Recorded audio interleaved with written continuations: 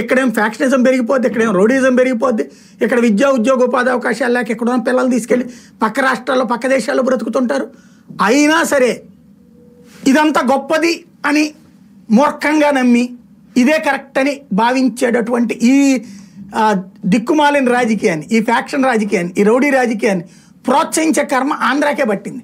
సుదీర్ఘకాలం ఈ దరిద్రం ఆంధ్రాన్ని వెంటాడుతుంది, ఇంకో 25 ఏళ్ళైనా వెంటాడుతుంది మన బుర్రలు మారినంత వరకు.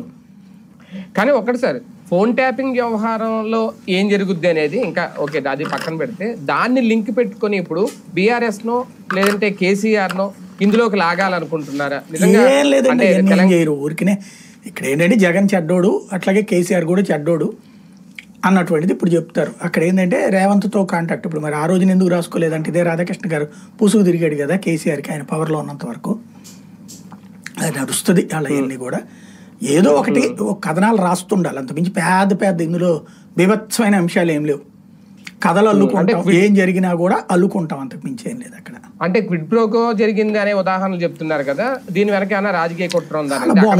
తీసుకోండి, టైం వేస్ట్, వాళ్ళ గురించి ఎక్కువ చర్చించడం దండగా, అంత మించి ఏం లేదు. అక్కడ సమస్యల్లో ఏంటంటే తెలంగాణలో కాంట్రాక్ట్లు ఆంధ్ర వాళ్ళే చేస్తుంది, కాకపోతే వాళ్ళు ఉండేది హైదరాబాద్లోనే. వాళ్ళని ఆంధ్ర వాళ్ళు అందాం, తెలంగాణ వాళ్ళు అందామా? రెండోది వచ్చేటప్పటికి కేసీఆర్ ఇప్పటికి కూడా మరి అక్కడ కాంట్రాక్ట్లు ఎవరు చేస్తుండే? మెగా కృష్ణారెడ్డి ఆంధ్రవాడి అంటున్నారు కదా, మరి అక్కడ మెగానే కదా, అక్కడ చేస్తుంది ఇక్కడ చేస్తుంది. ఇప్పుడు ఏ మెగాని తిట్టిపోసాడో చంద్రబాబు నాయుడు ఇప్పుడు ఆ మెగానే కదా పోలవరం కడుతుంది.